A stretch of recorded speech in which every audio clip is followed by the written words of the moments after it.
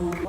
Pored ovoga što se vidjeli na demonstraciju, da kažem, osnovnih reči, školskih tehnika i naravno, sad će biti jedno širi dijapazon, rad sa oružjem, kroz neki pasivni otpor i slično što za policiju često može biti interesantno, pa će biti prikazano šta tako.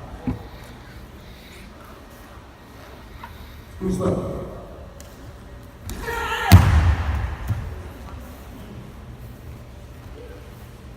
Najčešće rad sa pištoljem pretpostavlja kako rad oružje, a prema tome i u trenutku kontakta iznenađenja dolazi do kontakta ruke i navike oružja. Tako da se nekako sastavlja oružje.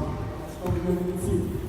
Naravno vrlo opasna je varijanta obrada od pištolja, tako da oružje sa zornostima i ljudima biti vrlo opasna.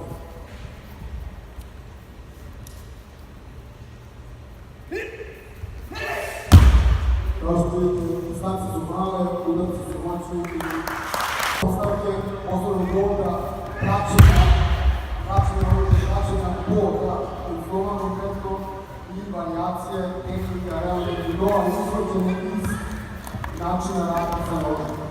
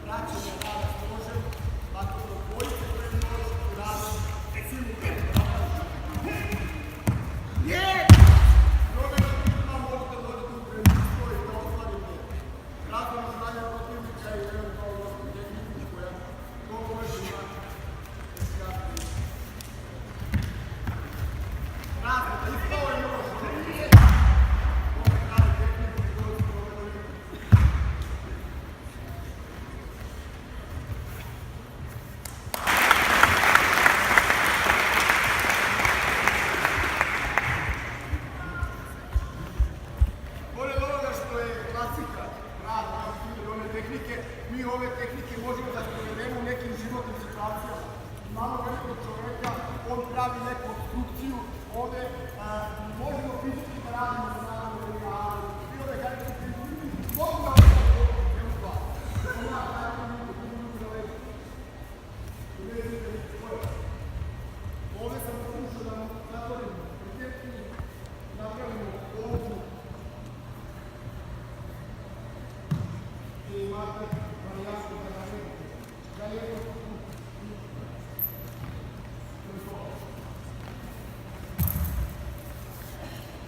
malo nije formacijski, ali druga varijanta je kada gubimo pažnju, jedan čovek, drugi čovek, kontrola, druga reč, ovako stavimo, odustali stavimo. Druga reč. Kupujemo pažnju, jedan, imate novine koje skoro svaki dan, kada upišeš. Stovac! Rekla stovac! Kažete, vidi u momentu je zbunjen zato što nema vizualno